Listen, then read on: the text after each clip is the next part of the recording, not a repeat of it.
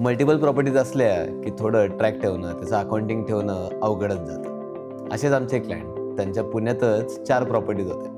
मग कोणत्या टेनंटनी रेंट दिलंय का नाही दिलंय ह्याचा हिशोब ठेवणं त्यांना जमत नव्हतं. त्या सगळ्या प्रॉपर्टीज लिगसी गार्डनमध्ये ऑनबोर्ड झाल्या आणि ज्यावेळेस एका प्रॉपर्टीचं इन्स्पेक्शन करायला आम्ही गेलो आणि ते कळलं की बाबा ते टेनंट जवळपास मागच्या 7 महिन्यापासून तिथं आहेत. आम्ही त्यांना म्हटलं की आम्हाला मागच्या 7 महिन्याची ट्रान्झॅक्शन हिस्ट्री लागेल किंवा तुम्ही कधी रेंट जमा केलंय, भाडं कधी भरलंय ह्याचा आम्हाला हिशोब लागेल. आधी टेनंटनी थोडं हेजिस केलं की बाबा तुम्ही तर आज ऑनबोर्ड झाले आहात, तुम्ही आजपासूनचा हिशोब घ्या, मागचा हिशोब कशासाठी हवा आहे तुम्हाला.